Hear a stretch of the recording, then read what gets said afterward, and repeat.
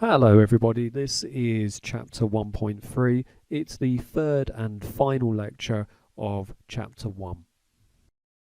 This lecture will be broken down into a series of 5 videos. The first will concern ourselves with a recap of atomic orbitals, molecular orbitals and bonding. The second video will look at when there are 4 electron domains and recap sp3 hybridization. The third video will recap sp2 hybridization, the fourth sp hybridization, and the fifth and final video focuses on cis-trans isomerism. Seeing as organic chemistry is the study of carbon and its compounds, there's no better place to start than with the electronic configuration of carbon, because this we'll be using to consider how the atomic orbitals can hybridize and then how those hybrid orbitals can then form subsequent molecular orbitals, but that's a little later. So in the box provided, I'd like you to write 2 electronic configurations. The first reflects Hund's rule, and the second is just the usual electronic configuration. Press pause, and when you're ready, press play to resume. So hopefully what you wrote was 1s2, 2s2, and then we've taken the 2 p orbitals and reflected Hund's rule, which says that these fill singly because they're at the same energy level until this is no longer possible. So that means then 2px1 and then 2py1. But in reality, when we write this, we would ordinarily just write 1s2, 2s2, 2p2. Now the 2s2 and the 2p2 are the valence electrons, and this is why they're highlighted in red. But let's have a look at these atomic orbitals in a bit more detail. Here is the 2s atomic orbital. Now this one just happens to belong to carbon for our purposes, but it could really have been a 2s orbital of any atom. The 2s orbital, like all atomic orbitals, represents a region of space where there is a 90% probability of finding an electron. And it's really through these orbitals forming hybridized orbitals that we're able to get a picture of bonding in our molecules. But we'll talk more about how these hybridize in later slides. If you look in the middle, you should notice that there's a smaller sphere, and that smaller sphere represents the 1s orbital. The 1s orbital contains the core electrons, and these are too close to the nucleus to be considered for bonding. There's also a node that separates the 1s and the 2s electrons, where there is 0 possibility of finding the electrons. On the next slide, we're going to consider the 2p orbitals. Here are the 3 2p orbitals of our carbon atom. Now it didn't have to be a carbon atom, it could be any atom, but we're confining our discussion to carbon at the present. Now these orbitals, they all have the same shape but are aligned differently in space. Typically they're labelled 2px, 2py and 2pz because the wave functions are aligned along the x, y and z axes respectively. Another feature to note is that each of the 2p orbitals have these 2 lobes, and that these lobes represent the positive and negative solutions to the wave equation. They have nothing to do with charge, and nor do they have anything to do with differences in probability of finding the electron, as this will be the same in both halves of the lobes. The last feature is that all of our p orbitals contain a planar node that is perpendicular to the axis of the orbital. So for example, our 2px orbital has an YZ nodal plane where there is 0 chance of finding the electron. On the next slide, we're going to see how these atomic orbitals can be added in a constructive way, or they can be subtracted in a destructive way to form molecular orbitals. All single bonds are sigma bonds, and the simplest of these sigma bonds is represented by the hydrogen molecule. The hydrogen atoms that make up this hydrogen molecule each possess a single electron in a 1s orbital. Now, if we treat these 1s orbitals as if they're wave functions, then we can either add these orbitals together or we can subtract them. When we add them together, they form a sigma bond which concentrates the electron density between the two nuclei. And this lowers the overall potential energy of the system. Alternatively, we could have the two orbitals out of phase, and this means that they would subtract, and the antibonding orbital, that is called the sigma star antibonding orbital, means then that the electron density is found on the outside of the atom, so there's no bond here, and these are at a higher energy. Finally, it's worth noting that the number of atomic orbitals will correspond to the number of molecular orbitals that can be formed. So in this case we had 2 atomic orbitals, and this led to 2 molecular orbitals. On this slide we're going to consider how the 2p orbitals of carbon can form a sigma bond as well. Now this sigma bond involves the use of its 2py orbitals. The 2py orbitals, just like the hydrogen, can combine in 2 ways. Either they can be added together or they can be subtracted. Let's have a look at the addition of those now. When they are added together, the head-on overlap of these orbitals forms the sigma bond, and the electron density, just like before, is concentrated in the middle. So therefore the smaller lobes are the lobes on the outside, and this represents a smaller possibility of finding the electron density here. Now if we do the reverse and we take these p orbitals out of phase, then when we combine these and subtract them, we're going to end up with the sigma star antibonding molecular orbital. Now we have the smaller lobes facing inwards and larger lobes facing outwards, which means there's no bond here at all, as there is a node in between the 2 carbon atoms. Now let's think about what happens in terms of forming a pi bond. On the final slide of our video, we're going to consider what happens when we have 2p orbitals overlapping sideways to form a pi bond. The assumption that we need to make here is that our 2 carbon atoms already have a sigma bond between them, and that this brings the 2 pz orbitals close enough together for there to be a sideways overlap. Now when these overlap in a constructive way, i.e. just by adding the top and the bottom halves together, this forms a region of electron density above and below the sigma bond, or the internuclear axis, as seen here on the diagram. Alternatively, if these p orbitals would add out of phase, then this is going to produce a destructive interference, i.e. these orbitals subtract and all of the electron density is pushed away from the middle. Now any occupation of the antibonding orbitals actually weakens the bond in this case. The main take-home message of this video is how to form the sigma and pi bonds. These will be referred to in the next few videos, where we look at the individual sp3, sp2 and sp hybridizations. Now before we talk about sp3 hybridization, the overall concept of hybridization was introduced when valence bond theory failed to correctly predict molecular structure. It has been experimentally observed that the bond angles in organic compounds are close to either one of these 3 angles. That's 109 degrees, 120 degrees, or 180 degrees. According to valence shell electron pair repulsion theory, or VESPR for short, electron pairs repel each other, and the bonds and lone pairs around the central atom are generally separated by the largest possible angles. Let's see why carbon is a perfect example that needs hybrid orbitals. Valence bond theory dictates that carbon should really be able to form 2 bonds, owing to there being only 2 unshared valence electrons in carbon's ground state.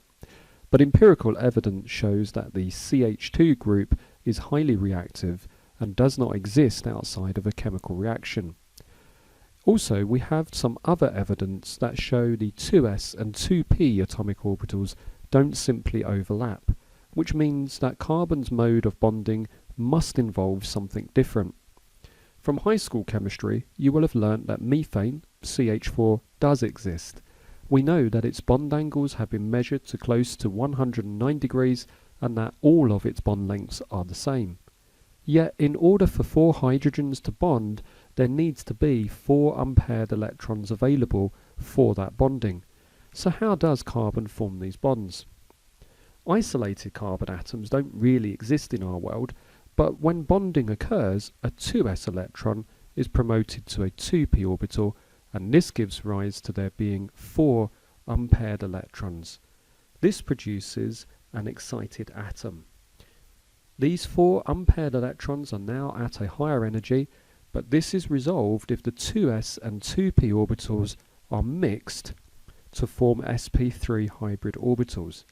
These are all lower in energy than carbon's 2p orbitals, but higher in energy than the 2s orbital.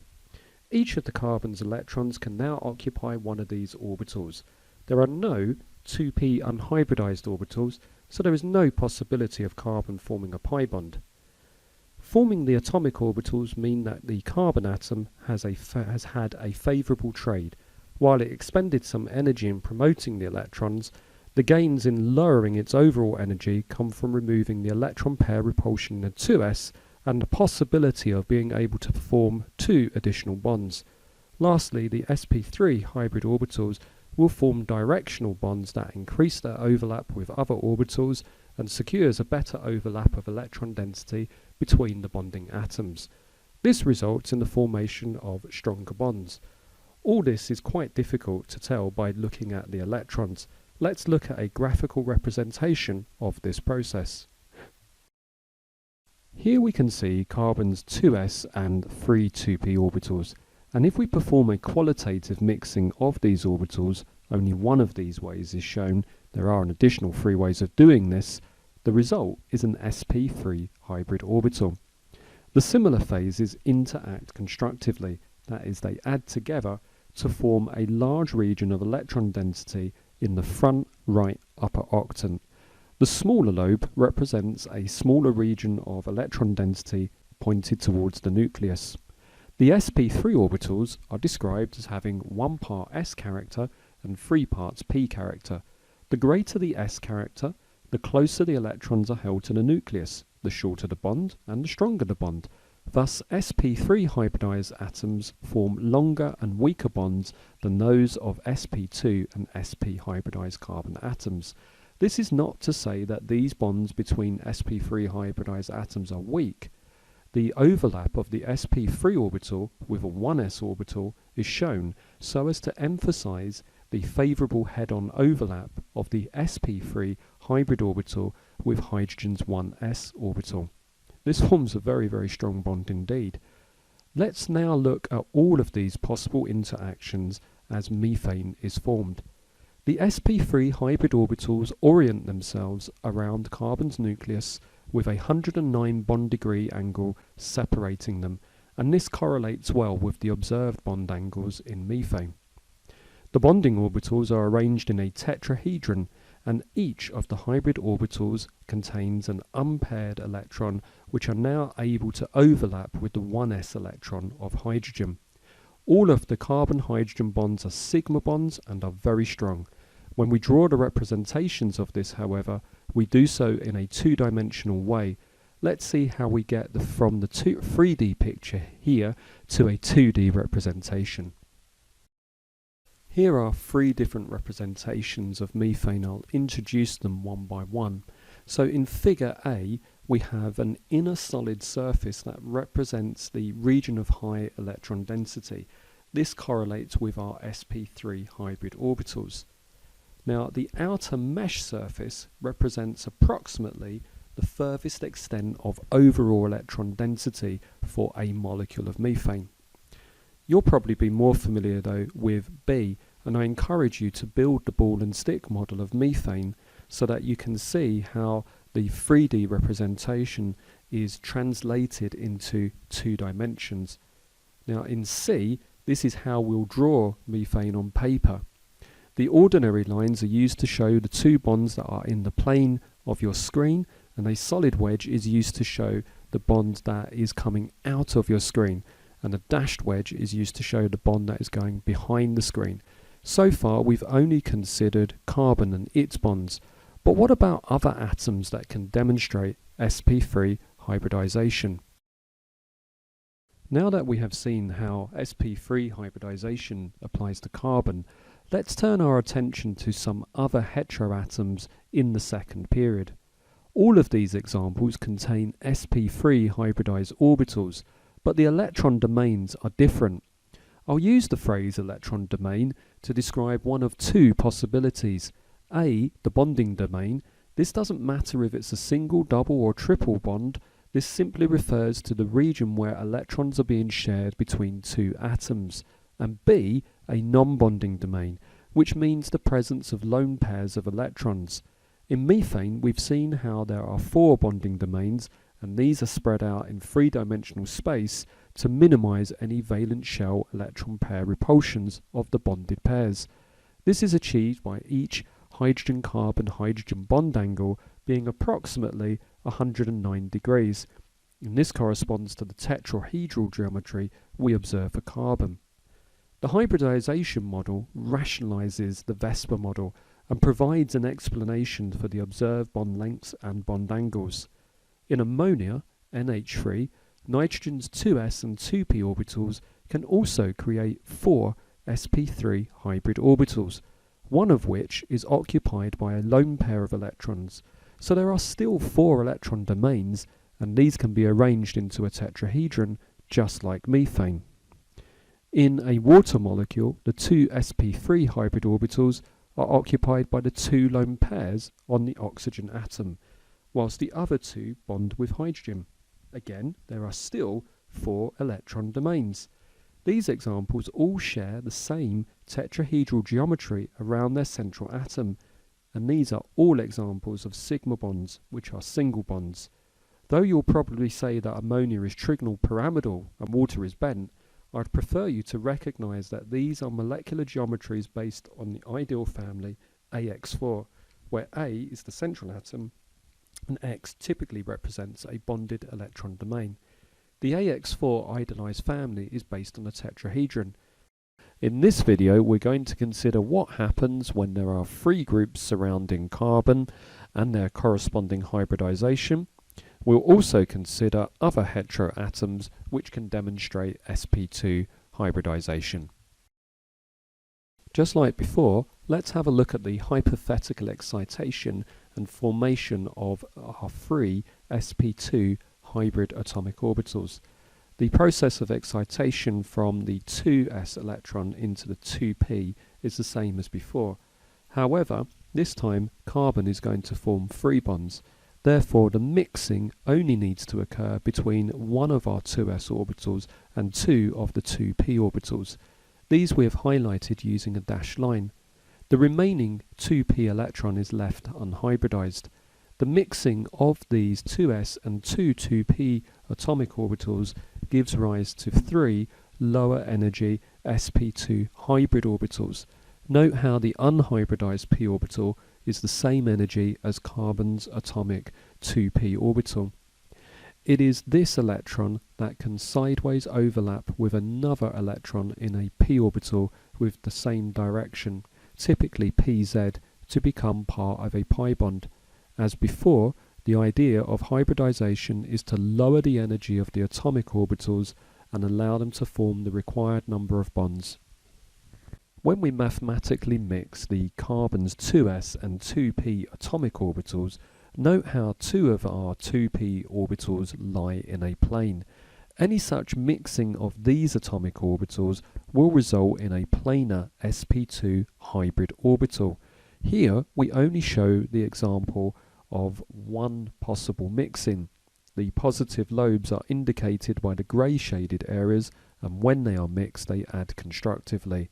This results in the larger lobe of the sp2 hybrid orbital in the right front quadrant. Remember, the process would be repeated 2 additional times to create 3 sp2 hybrid orbitals. But how would these be arranged in 3-dimensional space? If we take a top-down view of our hypothetical sp2 hybridized carbon atom, what shape can you imagine would be formed when joining the vertices of the sp2a, b and c hybrid orbitals? And how would these overlay onto a circle? Pause the video and resume when you think you have an idea.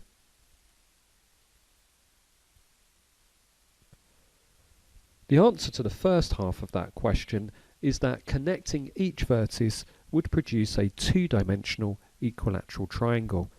The answer to the second half of the question is given when we superimpose each sp2 hybrid orbital onto a circle and produces 3 equal wedges.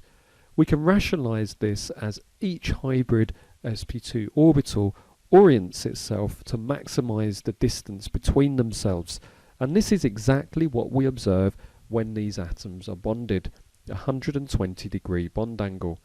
Often the smaller lobe is omitted from the diagram just to simplify the picture. These sp2 hybrid orbitals will overlap to form sigma bonds with other atoms. But what about that unhybridized p orbital?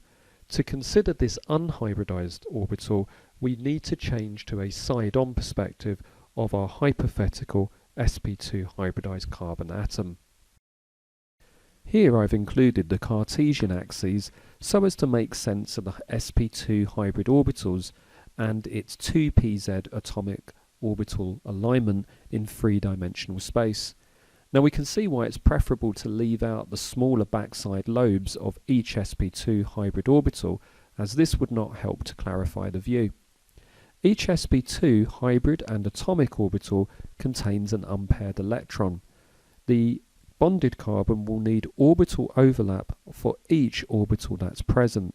The 2pz orbital is unhybridized and is perpendicular to the plane of our sp2 hybrid orbitals. Also note that this atomic orbital contains the opposite phase as indicated by its white lobe. These extend along the z-axis. How can we simplify this diagram to a 2-dimensional representation? The first thing we'll do is replace each of the sp2 hybrid orbitals. So the first is replaced by a simple line which is in the plane of the screen. Then we have a solid wedge, and this indicates the sp2 hybrid orbital coming out of your screen towards you. And thirdly, a dashed wedge. This indicates one of the sp2 hybrid orbitals is going into the screen away from you. The remaining 2pz unhybridized orbital is also in the plane of the screen, but it is perpendicular to these sp2 orbitals, and in addition it is complete with its 2 different phases. The next diagram shows exactly the same thing, except we're simplifying the 2pz atomic orbital by removing the shaded phase from its lobe. And the last diagram is where we want to end up. We remove the p orbital altogether and represent this with a simple line. This is going to be perpendicular to the sp2 hybrid orbital and is also in the plane of the screen. This is a useful approach and one we'll adopt moving forward, as it helps with drawing appropriate resonance structures by knowing whether the electrons in a 2p orbital are in the same plane or not as other 2p electrons or pi electrons. Let's now bond this hypothetical sp2 carbon atom to an identical carbon atom. We'll do this by considering a molecule of the simplest alkene, ethyne. Here we have the 3-dimensional representation of ethyne. How many sigma bonds are there? Can you describe them? Pause the video and study the diagram. Resume when you are ready to continue.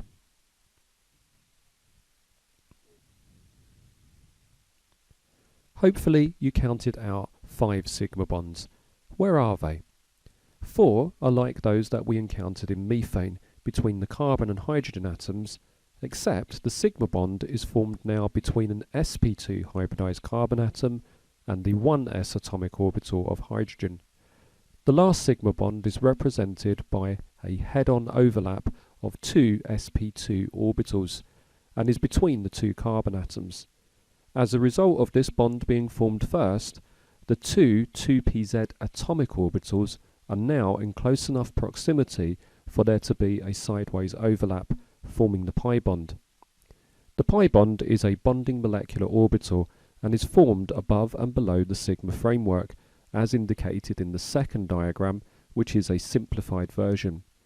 The bonds are very close to 120 degrees and are all contained within the plane. The pi bond between the two carbon atoms is very strong when compared to the sigma bond, and this is rationalized by considering the sp2 nature of hybridization. There is now 1 part s character and 2 parts p character. Before, in our sp3 hybridized carbon, we only had 1 part s character and 3 parts p character. Would you expect the carbon-carbon pi bond to be shorter or longer than a corresponding carbon-carbon single bond? Pause the video and resume when you're ready. Hopefully you rationalize that the increase in s character means that the bonded electrons will be held closer to the nucleus, which results in a shorter and stronger bond. Here we're moving from the previous image that was a three-dimensional representation to a much simpler two-dimensional representation, which I'll encourage you to use to represent the carbon-carbon double bonds. So just like before, when we had the isolated atom, what we're doing is we're replacing each of the sp2 sigma bonds with either a line or a wedge, and then the line that connects our p orbitals with the 2 dots represents the pi bond. Here in the first diagram we have the phases indicated, and then just as before we remove the phases, and finally we can remove those p orbitals altogether and replace them with a line. Now what we're going to do is have a look at other sp2 hybrid orbitals that belong to heteroatoms in the second period. The first example is borane, and we just need to remember that boron is happy to form 3 bonds. Therefore we only need 3 bonding orbitals, which makes boron an example of an sp2 hybridized atom. And all of your bonded pairs will orient themselves at 120 degrees to each other, but the unhybridized p orbital, which is perpendicular, just remains empty.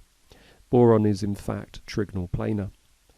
In this imine, I'd like you to count the electron domains around the carbon atom and compare this with the number of electron domains around the nitrogen atom. Note that the R group just means other atoms. They're most likely to be either hydrogen or carbon atoms. Pause the video and resume when you have counted and compared.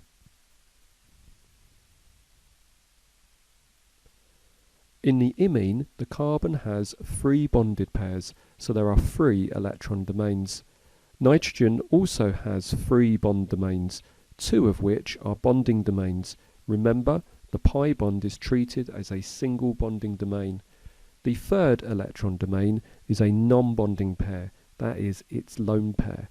Let's translate the bond line formula into a pseudo three-dimensional representation by viewing the atoms side on. This places all of the atoms in the plane indicated. The atoms are arranged in a trigonal planar geometry for both the carbon and the nitrogen atom. Please redraw this representation, making use of the newly introduced convention from the previous slide. Do this in the box provided on your handout. Pause the video and check your answer when you're ready to resume. Remember, in order to represent the lone pair, we can draw them in a circle and place them, in this case, on nitrogen at the end of a forward wedge. In this video, we're going to consider the sp hybridization around a carbon atom, so let's get started. By now you should be more than familiar with this diagram, and so I'm going to ask you to predict what happens to the electrons at the end of this process, and to complete the empty box to represent the energies of the hybridized sp orbitals and the unhybridized p orbitals. Pause the video and write your answer in the box provided.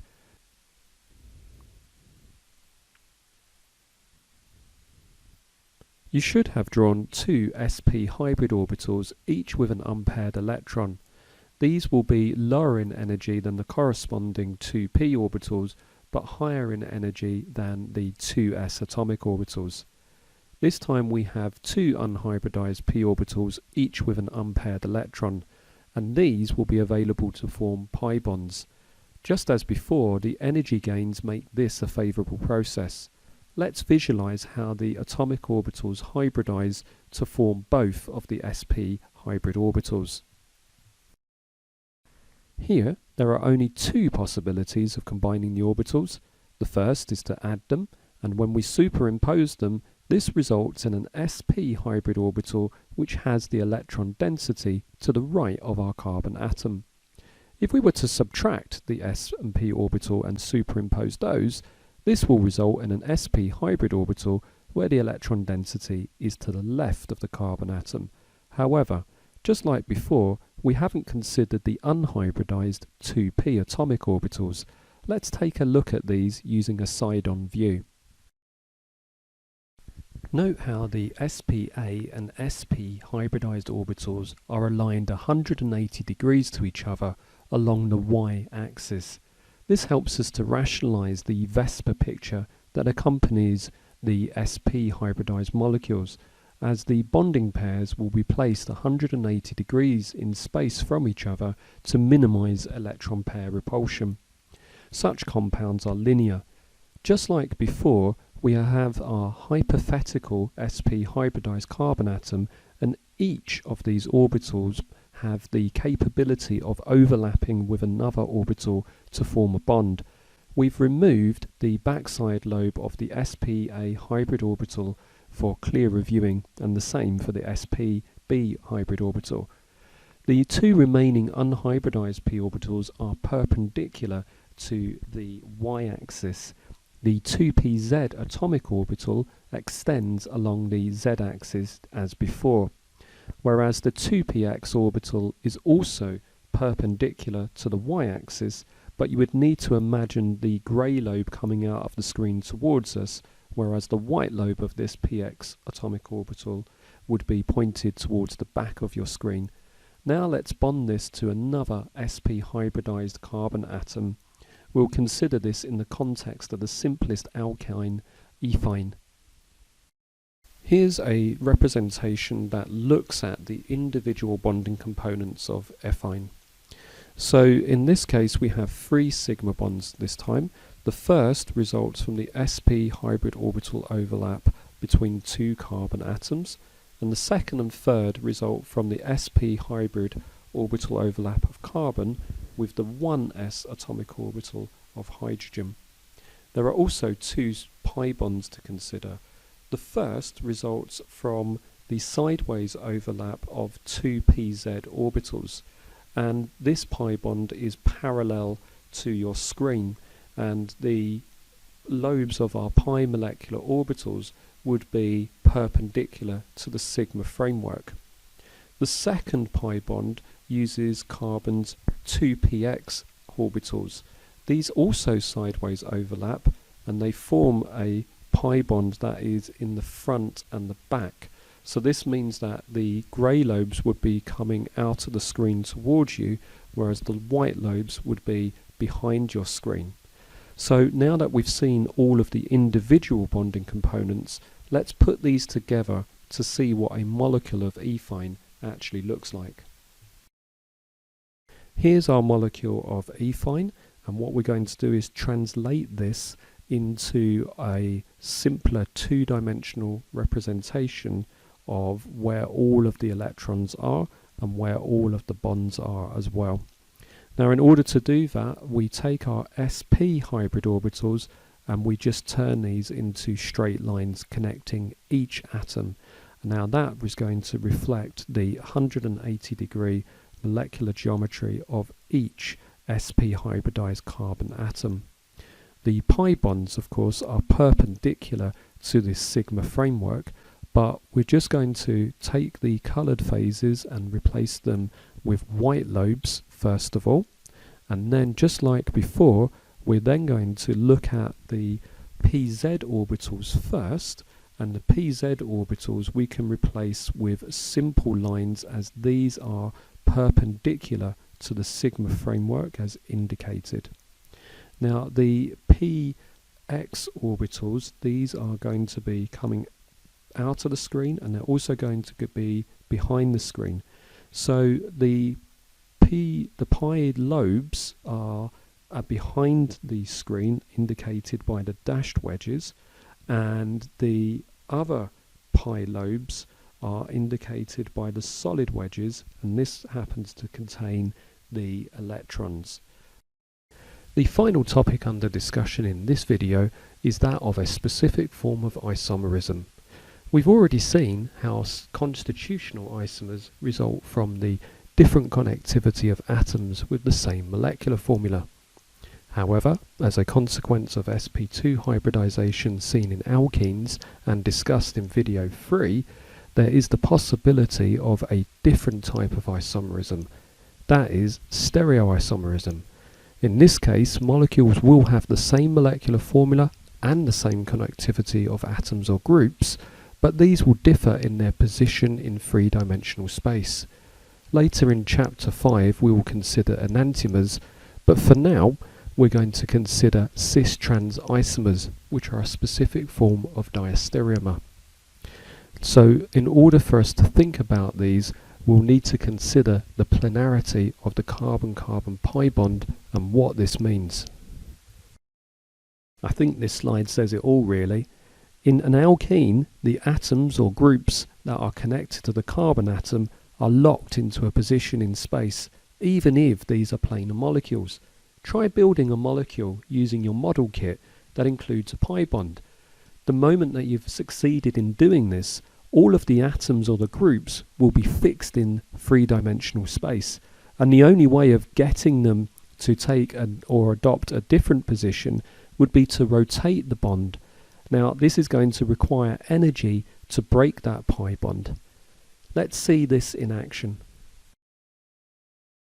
So we now know that the pi bond prevents rotation, and that this locks the groups either on one side of our double bond or on the other side of that pi bond.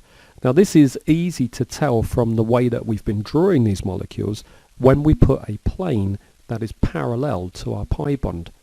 If you have two groups that are on the same side, then we refer to this as a cis isomer. If you have two groups that are on the opposite side of the double bond and they are on different atoms, then this is the trans isomer. Now we've talked a lot about just the chemistry of these things, but on the next slide I want to think about how this might relate to one of the most important biological functions in our body, sight.